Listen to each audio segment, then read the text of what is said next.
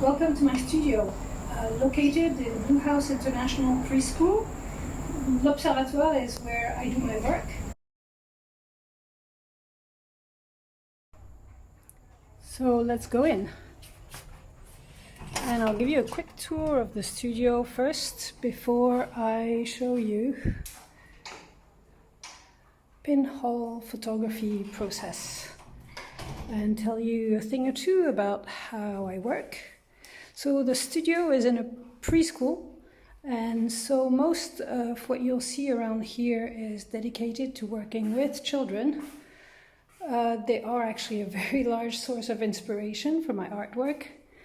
And when I work with adults, I also think about children. These are camera obscura that I created for a children's garden a few years ago, explaining how cameras work. So children get to play with these, adults love them too.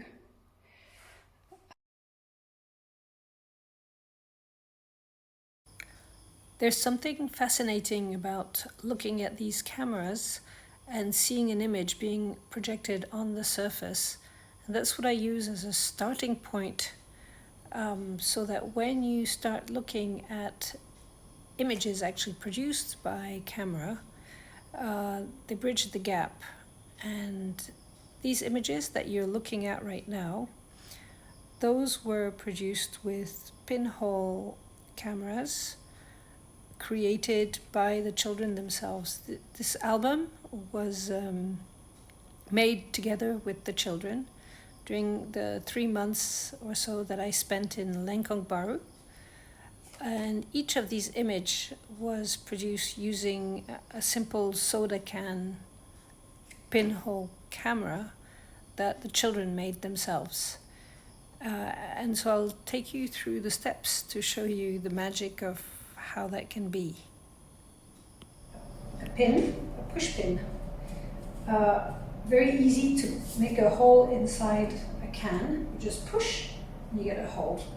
This is where the light will go in through. It's the same as your camera, the phone camera that you're using, your old-fashioned camera. They all have a hole. A lot of duct tape to close here. Close the top. You can see it's completely closed at the top, and you just use a lot of tape. You end up with this. This is an improvised darkroom, a box which I designed and had some friends make for me. So I'm going to put my paper inside and my camera. I close it nicely, and I put my hands inside. Now what I'm going to do inside the box is put the paper inside. Light sensitive paper is not sensitive to red, and it stays white until exposed.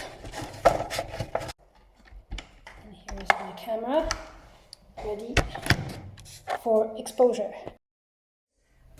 The exposure at this time, this light is about 1 minute. And 1 minute, I close. Let's develop now.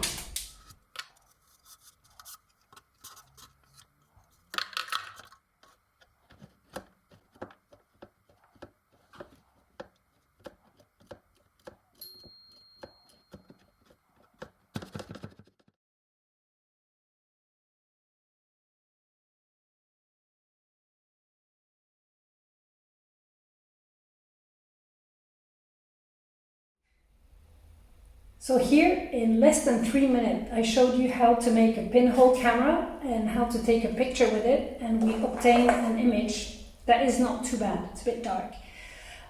Of course, if you try this at home, you might not get it right the first time. You will need to troubleshoot.